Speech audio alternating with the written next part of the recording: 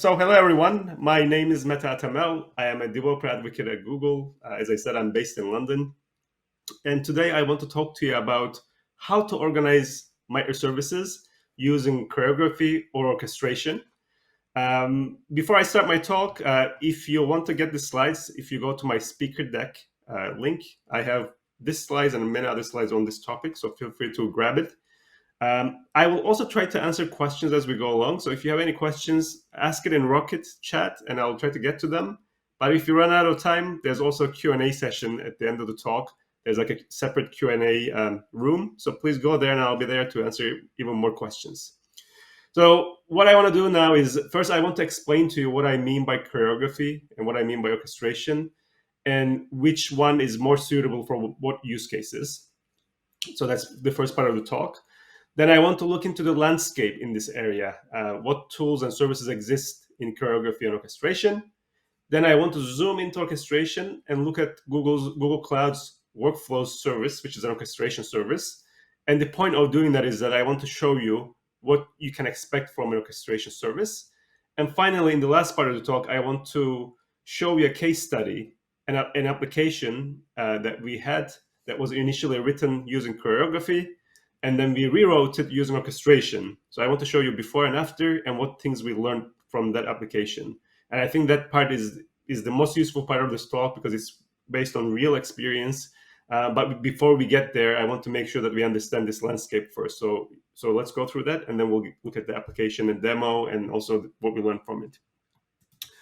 All right, so what do I mean by choreography versus orchestration? And let's try to answer this question with a simple scenario. Let's imagine that you are building an e-commerce application, and in an e-commerce application, there's transactions, and in these transactions, usually people submit orders. You charge their credit card, and then you ship the items that the user ordered, and then you notify the user that their item is shipped and it's arriving, things like that. Now, if you need to design this kind of transaction, one way of doing this is you break down the task into small microservices that do their own part. For example, if you're on Google Cloud, you probably have a front end running on App Engine. Then for payment processor, maybe you need to run a container. So for that, there's Cloud Run to run containers, and you deploy that as a separate service. Then for shipping, maybe a function would be enough. So you deploy it to a Cloud Function. And finally, maybe the notifier is also a container, so that runs on Cloud Run. So each service, it's a microservice. They're doing their own bit. And you can also have it so that each service calls the next service in the chain, right? So the front end receives the request and calls the payment processor, so it knows that there's a payment processor. And the payment processor, once it's charged the user, it calls the shipper, right? So this is like what I call like a simple services calling each other directly kind of grouping, right? Now, what is this simple REST-based approach? What are the pros and cons of this approach? Well, first of all, we broke down our app into small microservices, right? So it's better than have a single monolithic application. These small microservices are easy to maintain, easy to deploy, and they can be scaled independently. So all the benefits of microservices you're getting by not deploying it in a single monolith, so that's good. And this model of each service calling each other or each service calling the next service in the chain, it's easy to implement, right?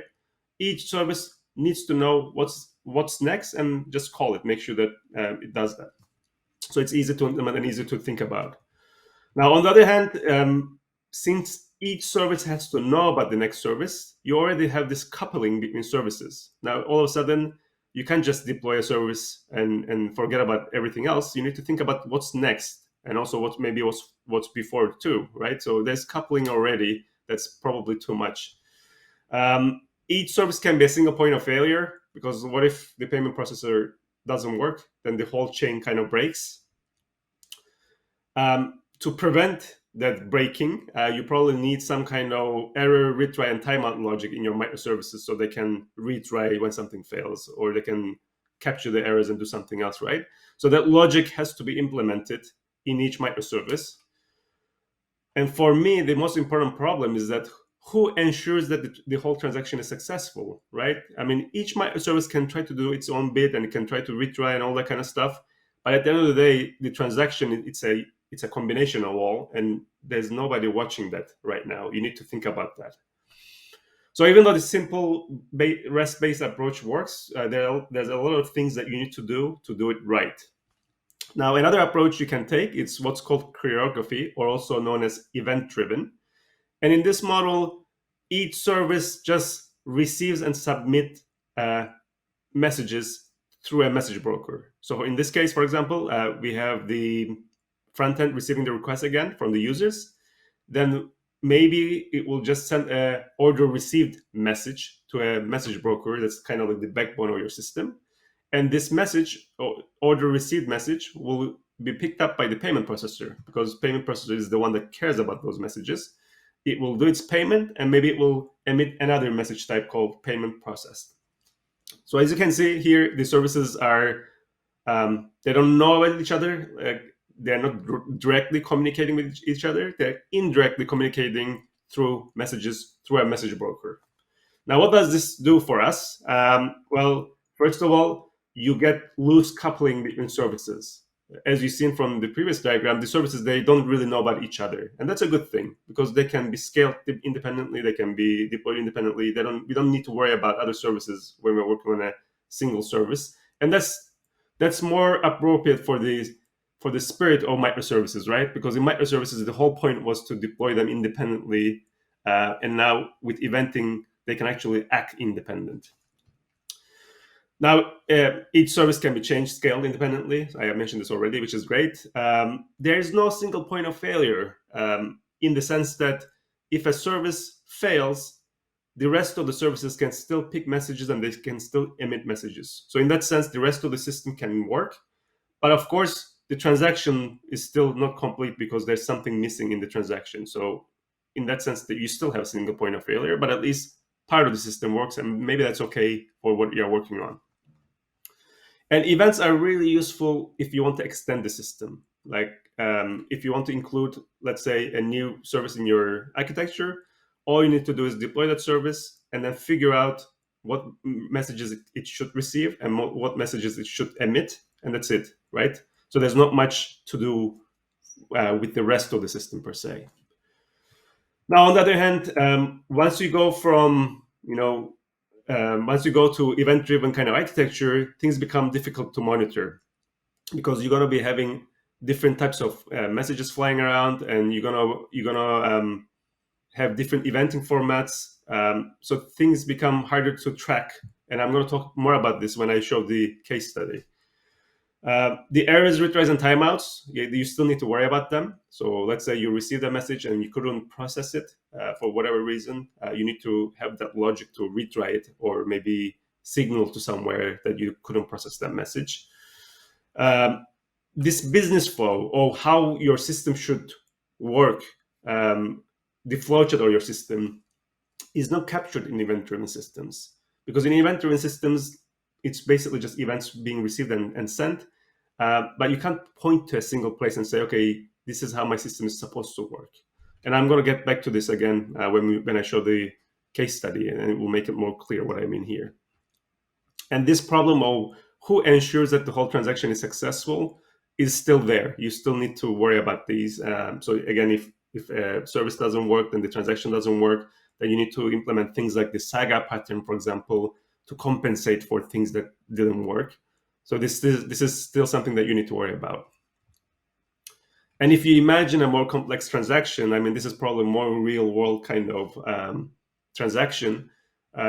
You usually have a flow chart, or you read from a database and you check if something is in stock or not, and you probably do different things. So imagine taking this flow chart, which is, I mean, it's slightly complicated, but it's not too complicated. And you can visualize this pretty well when you look at it, like you know what's supposed to happen.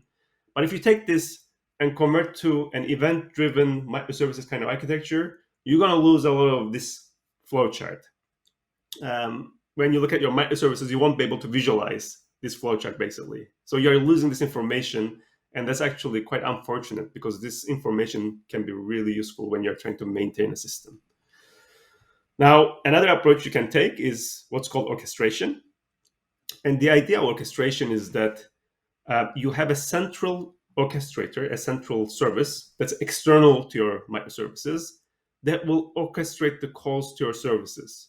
So the front end receives the request, then it will pass that to the orchestrator, and the orchestrator will have the rules to call the services in the order that you defined. In this case, the orchestrator will call the payment processor, the shipper, the notifier, because that's the order that you defined. And it will also make sure that you can pass parameters to them. So maybe orchestrator will pass in the order to the payment processor, get the result from the processor, pass it to the shipper, and things like that, right? So in this model, in this orchestration model, the pros and cons is that, first of all, since you have an orchestrator that's central, and since you define the orchestration using the orchestration language, you now have a central place for the business flow to be captured. So that flow chart I show you, you can actually capture that in terms of orchestration rules, and that orchestration rules can be source controlled and it can be versioned. So there's a lot of good things that come out of it, and it can be visualized as well. And again, I'm going to show this in the app that I'm going to show later. But having that captured and visualized and source controlled is a really good thing. Now, in orchestration, there's this notion of steps, and in each step, something happens. So if something fails, it becomes really easy to see which step failed, right? So you don't have to guess, oh, why is this not working? Where did it fail? You'll see exactly where things failed. The errors, retries, and timeouts, they can be centralized in the sense that you can define these rules in the orchestrator, and the orchestrator can apply them consistently to your steps that calls your microservices. That way, you can basically do it in one place in orchestrator versus doing it in each microservice. And services are still independent. So that's the good thing about this model. They're still independent, so you still get the benefits of microservices. But at the same time, the orchestrator gives you this kind of temporary coupling between your services. It's temporary because it's an orchestration, it's not real coupling. But at the same time, the services are independent. So best of both worlds, basically. And the cons is that orchestrator service is something you need to learn and maintain, and it's a different paradigm. Maybe something that you're not used to, but that's true for any kind of new service that you want to use. Orchestrator could be a single point of failure, because if it doesn't work, it's not going to call your microservices, and in the end, things will fail. So you need to make sure that you're using something that's resilient and redundant, and you're losing the flexibility of eventing. What I mean by this is that if you want to deploy a new service, you need to deploy the service, but then you need to also change your orchestration to take that service into account and deploy your orchestration as well. So extending your architecture becomes a little bit more involved than just configuring eventing. And you still need to kind of think about the transactions failing. Now, I think the transactions are more resilient in the sense that if a step fails, you know where it failed. But then you need to figure out what to do. Like, let's say the payment failed, or maybe let's say you did the payment, but the shipping failed, right? Then you need to have a step. So you need to capture the fact that shipping step failed, but you also need to act on it. And maybe you need to undo the payment processing, right? Maybe you need to charge it back to the user. So that transaction is not automatically going to be kind of like recovered because you're using an orchestrator. You still need to capture the failures and you need to act on them with compensation steps, basically. So which one is better, choreography or orchestration? And the answer is always, as in any software engineering question, is it depends. Usually, if your services are not closely related and they can exist in different kind of contexts, then I usually start thinking about event-driven choreography kind of architecture, because that will give you the ability to kind of use these services in different contexts and plug them into different architectures easier. On the other hand, if your services are closely related, they are usually deployed together, they're usually scaled together, and they're deployed in a certain order. then that's when I start thinking about orchestration, because if they always go together, why try to make it event driven, you know? And also, if you have a flow chart of your system that you want to kind of maintain and keep and use, orchestration helps for that, whereas event driven doesn't really capture that. And you can also take a hybrid approach. You can orchestrate what makes sense. So maybe you can put a number of services in orchestration, and at the end of the orchestration, you can send a message through a message broker to another orchestration, right? So that's also totally possible. And actually, this is what I usually see. I usually see orchestrations being triggered by events. So something triggers the orchestration, an event, and orchestration is finished. If that's all you need to do, then you don't need to do anything else. But if you need to do more, maybe you want to signal using messaging as well. All right, so that was a really quick summary of choreography versus orchestration. Let me quickly check if we have any questions. I don't see any questions, so I will keep pushing, but feel free to ask as we go along. Now, in terms of landscape, what services exist in this area? So for event-driven, whether you're on AWS, Azure, Google Cloud, or open source or other, there's a lot of services. And this is not a full list. I just wanted to just put a few names out there in case you want to look into more. Basically, my point here is that if you want to build an event-driven system, if you're in the cloud, running in the cloud, you don't need to create that event-driven system. There's already services out there that you can use. If you are doing it yourself and you want to use open source, there's also Kafka and RabbitMQ and others that you can use. So don't reinvent the wheel, just use that's something that's been out there, because event-driven systems, they've been around for a long time. Now, in terms of orchestration, the choice is more limited. So on AWS, there's step functions.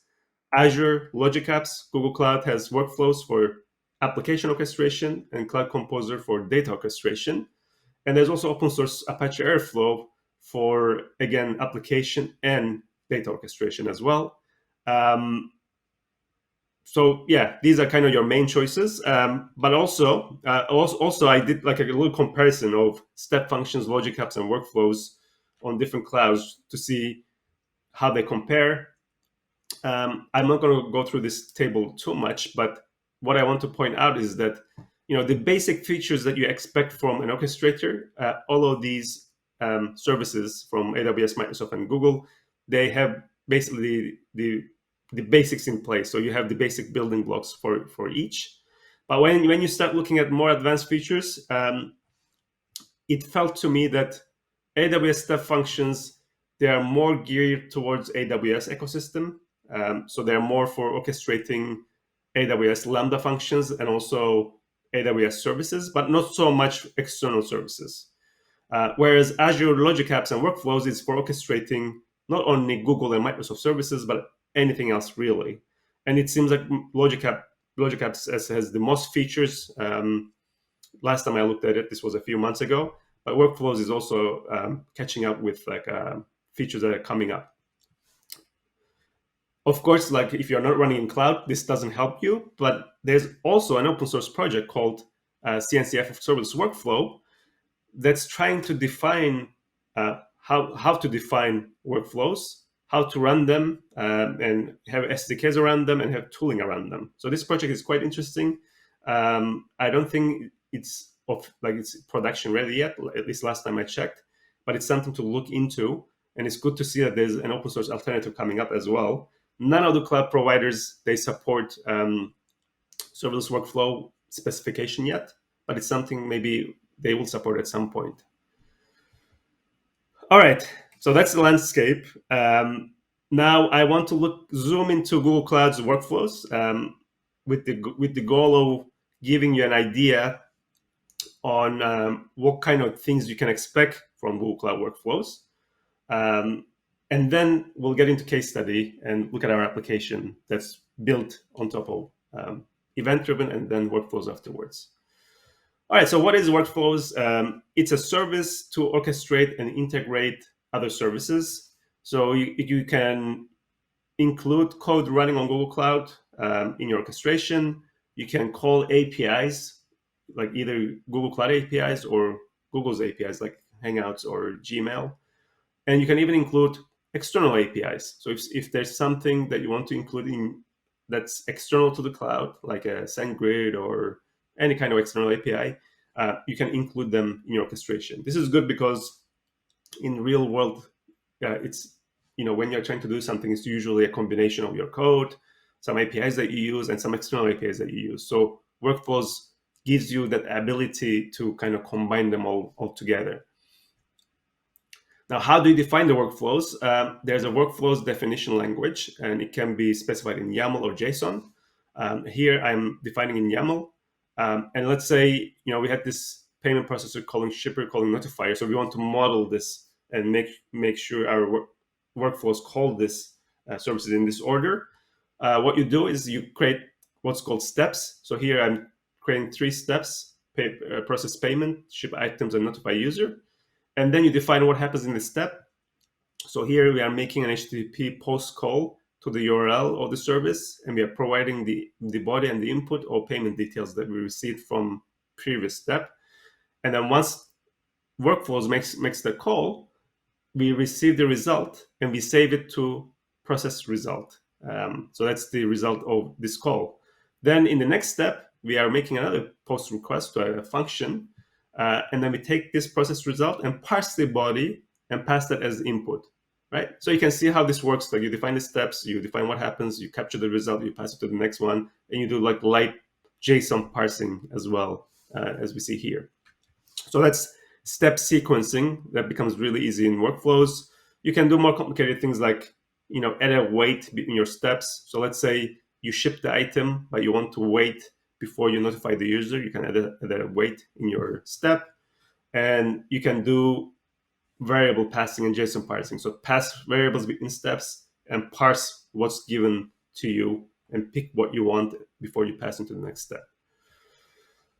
Also, so this is like kind of the basic features of workflows, but there's other things like applying errors and retries. So let's say the payment processor is kind of flaky, but you want to make sure that it's called multiple times before we give up. So you can define those policies and say, I want this step to be called 5 times, and I want to call it in an exponential backoff kind of way. That can be defined as part of your step. Or if the shipper fails, maybe you want to send that result to one function or one service, or if it's successful, to another service.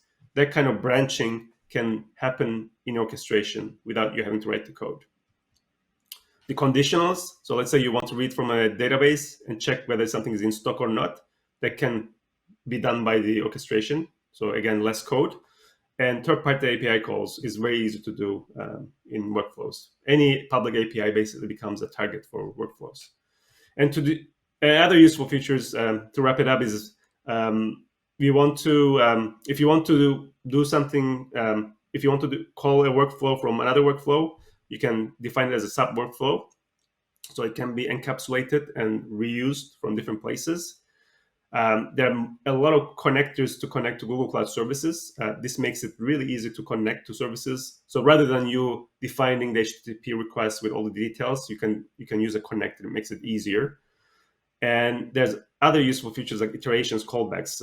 Iterations is about, for example, let's say you want to call Twitter API, get some tweets, and do something on those tweets, like process those tweets, right? So that's iteration, for loop iteration. You can do that. Or let's say there's a workflow, something is happening, and then at some point you want to stop and give a human user the ability to say yes or no, right? Have a human in the loop, for example. You can do that with callbacks. So your step can wait for someone to call back and say yes or no. To deploy a workflow, you define your YAML and just deploy with a command. So that deploys it, but it doesn't run it. To execute it, you can use execute. And then to see the result, you can describe your workflow. And of course, all of this is UI driven as well. So in Google Cloud Platform, you can define your workflow here in the YAML, and you can see your workflow here, and you can execute it here. You can see the logs. And I'm going to show you this in the app that I will show you next. And this is what I mean by the flow chart. See, like here I'm defining the workflow, and here I'm getting visualization of it. And this becomes really useful when you're trying to explain to someone how something is supposed to work.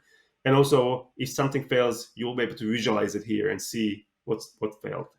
That kind of stuff is very, very useful. All right, so now to the most useful part of the talk, at least in my opinion, the case study that we have that we originally built. But before I do that, let me just take a quick look, see if there's any questions. How did you become a developer advocate? Okay, I'll answer that in the Q&A session. If you come to Q&A session, I'll answer that. And yeah, exactly. Yeah, so I'll answer that later. And then let me see if Q&A. Okay, there's no more questions. All right, so what is this case study? So we have this app called Piccadilly. It's a picture sharing application. It's a microservice-based application that we initially wrote using event-driven, and then we rewrote it using orchestration. And I want to talk about what we learned along the way here. But what is this Piccadilly? It's a picture sharing application.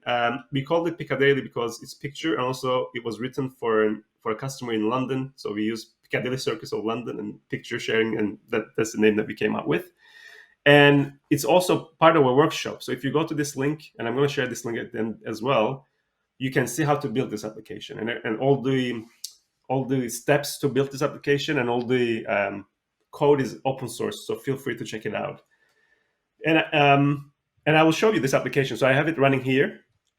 You can see, first, you can go here and upload a picture here. I won't upload yet because I want to talk about it first. Once you upload this picture, and if you go to home, you see that these pictures, they have some labels underneath, right? So these labels are, we pick them using machine learning. So we upload the picture, and we use machine learning APIs to figure out what the picture is about and extract these labels. You also see a border around the picture. This border is also picked by machine learning. It's the dominant color of the picture. So we figure out what the color is, most the dominant color of the picture is, and we put that as border. And then if you look at collage, you also see a combination of 4 pictures. So we look at 4 most recent pictures and put them together into a collage, right? So this is the app. It's a simple picture sharing application. Oh, we also check whether the picture is safe, because if someone uploads something weird, we don't want to display it here. So we use machine learning to detect that as well. So it's a simple kind of application. And how we initially implemented was like this. This is an event-driven architecture. And just to go through this quickly, user uploads a picture to App Engine. So that's our front end. It goes to a cloud storage. The cloud storage, it's a place, it's a service to save any kind of files. And once the picture is saved there, then that triggers a number of events. The first event goes to Cloud Functions. This is a direct event because there's direct integration between Cloud Storage and Cloud Functions. So the Cloud Functions gets the direct file event. Then it uses a Vision API to determine whether the image is safe, to extract the labels, to extract the dominant colors, and saves that to Cloud Firestore, which is a NoSQL database. Then the second event goes to a Cloud Run service, which is a container service. It runs containers, and it goes through PubSub. The reason for this is that Cloud Storage doesn't have direct connection to Cloud Run, so we have to go through PubSub. So the file event is wrapped into PubSub, and then it gets sent to the Cloud Run service. Then this Cloud Run service will get the image, and it will create a thumbnail of the image. It will create a smaller version of that image. The third service, called Collage service, this gets triggered by Cloud Scheduler on a schedule. So every minute or so, it will be triggered, and it will go ask Firestore what are the most recent 4 pictures, and it will get them, and it will create a collage out of them and save that back. And finally, we have the garbage collection service. This gets triggered when a picture is deleted. And this goes through EventArc, another messaging platform service on Google Cloud. The reason why we chose EventArc here is that when we initially implemented this, there was no EventArc, so we used PubSub.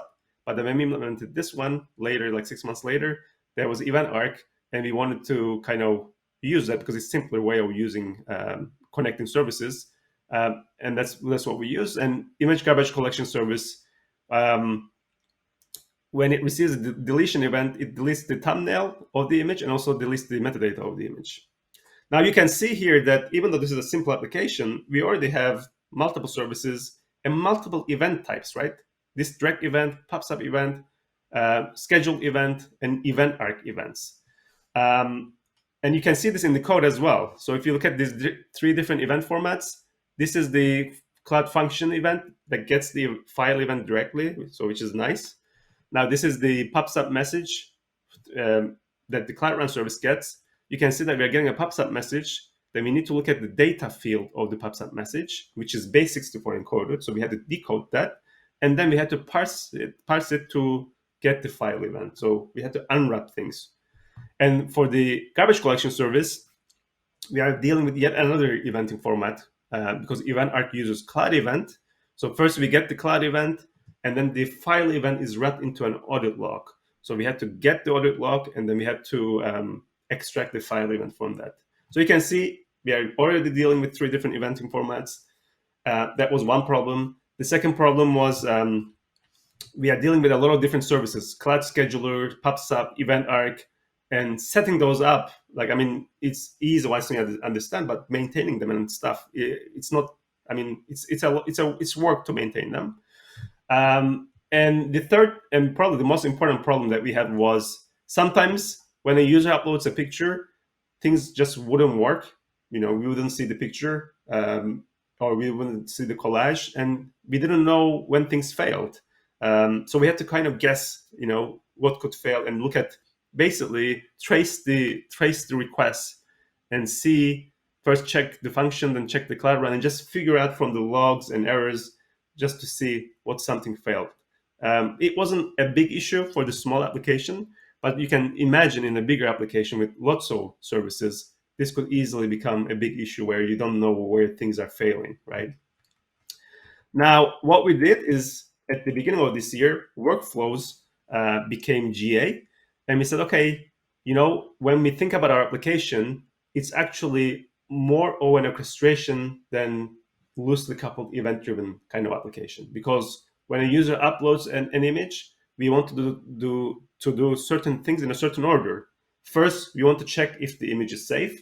Then we want to create maybe, we want to extract the labels. Then we want to create the thumbnail. Then we want to create the collage, right? So it's really a sequence of events. So we thought maybe it's better to do this in an orchestrated kind of way using workflows.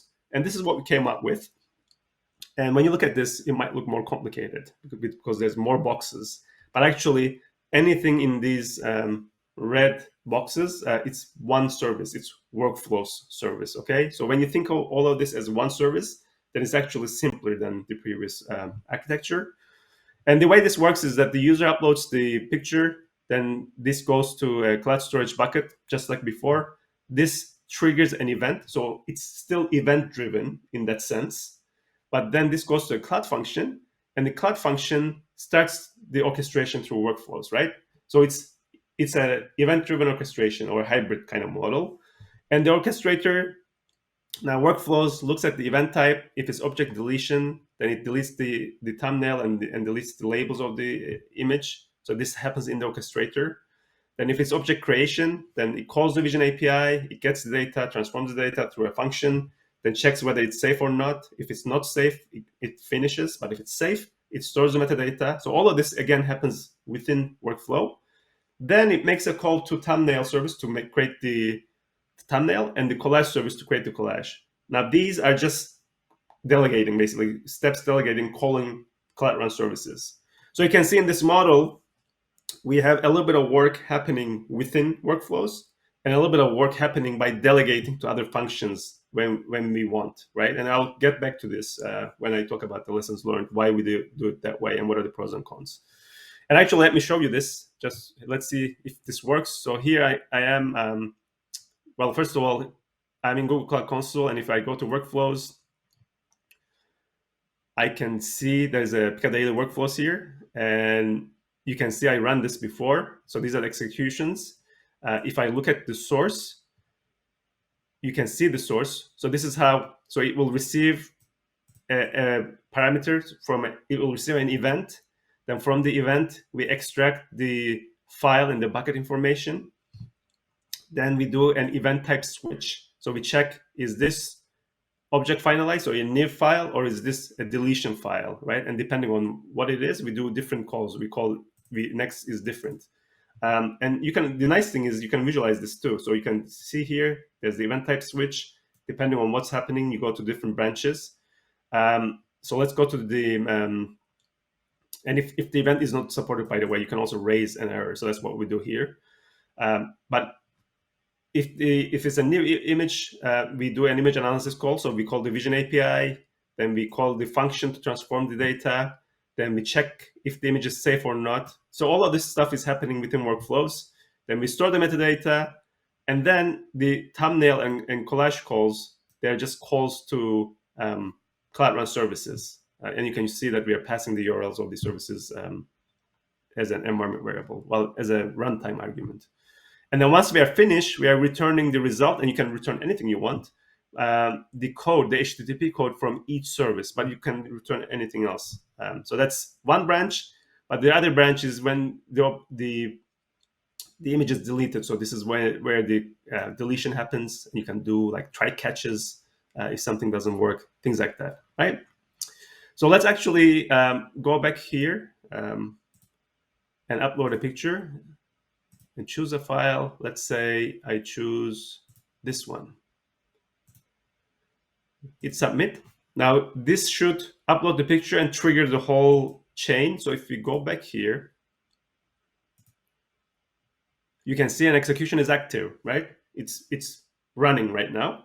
And if you click on it, you can see what was the input. So the input was from this bucket, and the event type was, well, it's a little bit hard to see, but it's basically a object creation event, and with the passed in service, passed in image, and you can see the input is done and the output is done too. So this already succeeded, and the output, the HTTP code of each service, and there are 204, 200, 204. So it looks like everything worked, but there's some error. You would see it here.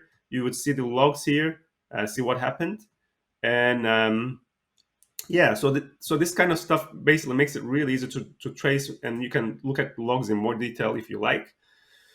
Well, it will take a little bit of time to load it, but you get the idea of how this works. And if you go back here and update, you see that the new picture is updated, all the labels are extracted, and the collage should be updated too. Yeah, you see that new picture in the collage, right? All right, so that's the app. What did we learn from this? That's, I think, the key. What did we learn from changing it from event-driven to orchestrated? Now, one is that, as you've seen in our event-driven architecture, we were dealing with 3 different eventing formats. And in each service, we had to think about what kind of events this is getting, what I need to parse, and what I need to emit from this service. That was already getting out of hand, and we wanted to simplify that. And we did that by just changing to simple HTTP calls, because workflows can just make simple HTTP calls. By the way, workflows can also send events if you like. It doesn't have to be HTTP calls, but we chose to do that. And just going from 3 different eventing formats to simple HTTP REST was really refreshing.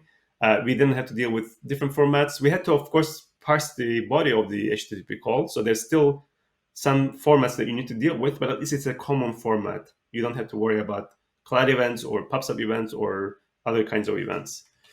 Second, we got rid of a bunch of code, no event parsing. The image analysis function was gone because the workflows could do that for us. The garbage collection function was gone because the workflows can do that. So given all that, the code, we could remove a bunch of code basically without having to add new code. All we had to do was just add a little bit of YAML to do the same. And with that, there's also less setup. So instead of dealing with PubSub, scheduler, or event arc, we had to deal with just one single workflow service. So that was kind of refreshing, also less setup. So deal with one service instead of 3. And the error handling became really easy. If something failed, we would immediately see in workflows, this step failed. We just zoom in, look at what failed. And then if it's workflow, then you can see in workflows logs that something is wrong in YAML. If it's a service that it's calling, then you can see what failed in the service, and you can zoom into that service's logs. So error handling and monitoring became really easy. On the other hand, Workflows, it's a new service that we had to learn. We had to see what was possible or not. So it's something that you need to spend time in. We had this constant code versus YAML dilemma. So, we could do something in workflows, which means we had to write in YAML, or we could write it in code and deploy as a service and call that service. Which one is better? There's no right answer, but in general, if it's something simple, we would do it in YAML because we don't want to maintain a separate system. But if it's something that gets more complicated with more logic, then we would usually do it in code and just call that code through a service call. Because YAML, and this is the next point, YAML is not really debuggable or testable. Like you can't step through YAML, at least today, and debug through it. Although we are adding features to make this possible, but as of today, it's not possible. And also, code is more testable. You can write unit tests for it, and you can mock things. That kind of stuff is still not there with YAML. So because of that, I think you need to think about code versus YAML a little bit. And you lose a little bit of parallelism with workflows because there's no parallel steps yet. So everything happens in sequence, although we are working on to add parallel steps. So in the future, you'll be able to run steps in parallel. But as of today, it's step by steps. And with that, you kind of lose the eventing flexibility, because in eventing, everything kind of happens asynchronously. But for us, it wasn't a big problem because latency is not a big issue for us. So we upload, and within a few seconds, everything just finishes. So that's it. That's my talk. Hopefully you learned something useful. If you want to learn about workflows, this is the link. If you want to build this application, actually, I will show you this application. We have 6 labs on this link. The first 5 show you how to do it in an event-driven way. So you can go through those. And the last one tells you, okay, forget about everything. Why don't we do this in a workflows way? So we go through that as well. So if you're interested, feel free to check it out. The code is also on GitHub. So this is the link for that. And if you have any questions, I think we have some time, so I'll check them here. But I will also go to the Q&A session. And even after today, if you want to reach out to me, this is my Twitter handle. So feel free to ping me there, and I'll be happy to answer any questions. So thanks very much for listening. So now let me check if there's any questions in the chat. Can these Google services be seen on the Cloud Console? Yes. Yeah. I think the question is, the services that you're calling from workflows, can they be seen from Google Cloud Console? And let me see. So let me show you here. So for example, if I go to Cloud Functions, you can see these are the functions that call my workflows, and these are the functions that gets called by workflows to transform the data. And similarly, if you look at Cloud Run, we have the collage service and thumbnail service. So these are the services that are being called by workflows. So they're totally independent. They're totally independent from workflows. They don't even know that workflows is calling them, right? They're just independent services. You can call them directly yourself. But in this case, we're kind of orchestrating them from workflows. So we're calling them from workflows, but they don't know about that, which is good. Okay, so hopefully that answers your question. Please share the links in chat. Yeah, let's do that. So this is the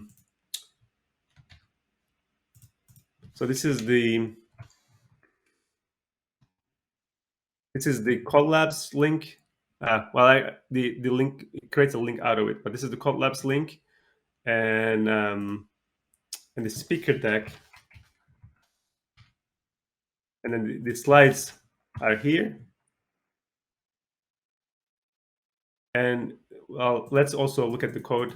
So if I go to GitHub, and I think it's on, yeah. And this is the code, yeah. So the Collab slides and the code, I shared the links in the chat. And let me see, in Q&A, there's another question. How is Orchestrator is not a bottleneck? What is the throughput? How is it ensured? Orchestrator could be a bottleneck, okay? Like, it depends on what orchestrator do you use. Like, it could be a bottleneck. If you're using something that you built, or or something that's not meant for high throughput, it could be a bottleneck. So if you're talking about Google Cloud Workflows, it, it's not meant for high throughput cases. So if you are building, for example, a stock trading application where you have millions of events coming in and you want them to kind of call workflows and you want sub millisecond latency, that kind of thing, workflows is not for that. But if you're looking for, you know, not milliseconds or less than a second latency, for that it works. And also in terms of throughput, yeah, it can handle throughput. I mean, it scales automatically. Workflows it's a highly scalable service, so it will be able to scale to whatever scale you need, really. There's no, like, I don't think there's like hard limits there. But as it scales, though, you end up paying more, right? So it depends on how much steps you're running and in what frequency. So you'll be paying more because it scales, but I don't think there's any bottleneck there per se. But it's not meant for like high frequency kind of update. So you might see that the latency is not like sub millisecond, for example. And then there's another question. Okay, there's no more question. So yeah, I think that's all the questions there are. Yeah, well, let's see. There's one more. So you created the services, create thumbnail, create collage, and they some cloud services. Yeah, I mean, it's true. I created this thumbnail and collage services, and I deployed them independently, and then I just call them from workflows. So actually, if you look at the workflow definition, and actually you can see it from here. I can show you how I set that up actually. So if you go to scripts in lab 6, this is how you can set up lab 6. But what you can see here is, for example, thumbnail service, right? This is just the Cloud Run service that I'm deploying here, like independently, right? Independent of workflows. And the same with collage service. I'm deploying this independently. And then in workflow, I define the workflow later. Let's see where the workflow is. Yeah, this is the workflow. I define the workflow, and the workflow will refer to these services. So if you look at the workflow.yaml, for example, workflows, you can see that these are just calling, making HTTP post calls to this URL, which is the URL of the service that I deployed independently. So that's how it works. Like, they're independent. They don't know about workflows.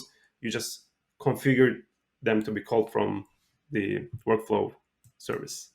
I think I'm almost out of time. Okay, one last question.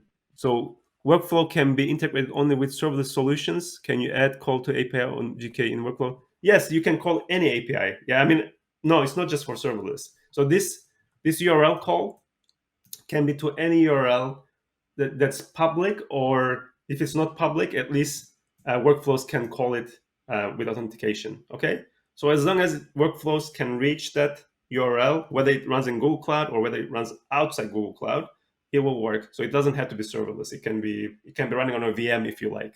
Okay.